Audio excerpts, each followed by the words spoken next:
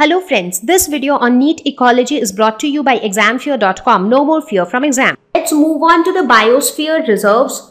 So what are biosphere reserves? These are protected larger areas of natural habitat. So biosphere reserves are more like the national park, but they are very big. So they are even bigger than the national park. So biosphere reserves are so big that they may include one or more national parks and sanctuaries. So inside one biosphere reserves, you might have multiple national parks and sanctuaries. So it's that huge.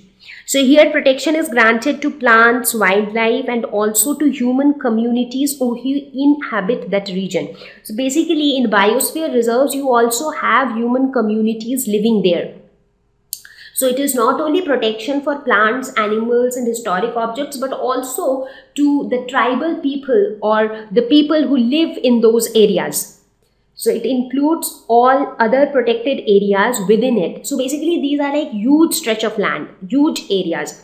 So for example, think of the Panchmari Biosphere Reserve. So if you look at the Panchmari Biosphere Reserve, here the total area, so can you imagine the total area of Panchmari Biosphere Reserve? It is 1217310 acres.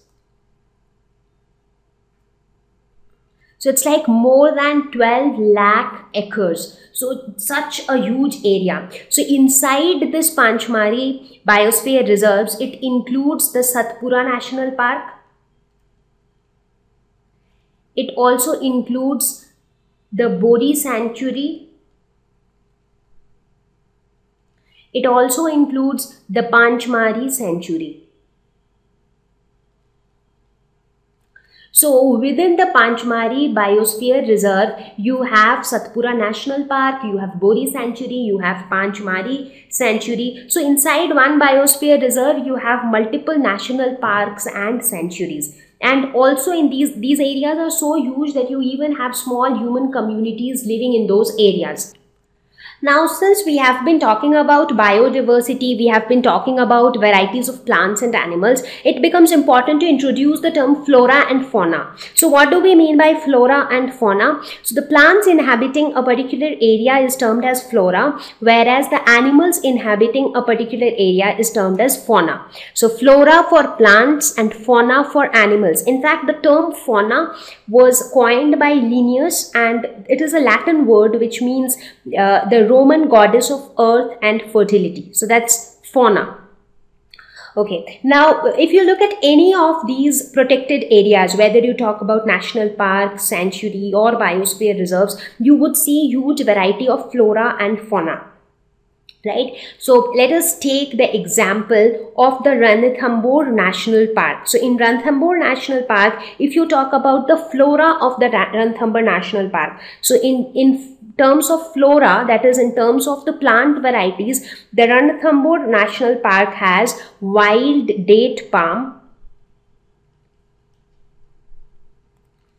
peepal tree, banyan tree, Karaya gum tree, bear tree. Bear is the Hindi name, it is called the Indian jujube. So the bear tree. So all these are the flora of the Ranthambore National Park. And what about the fauna?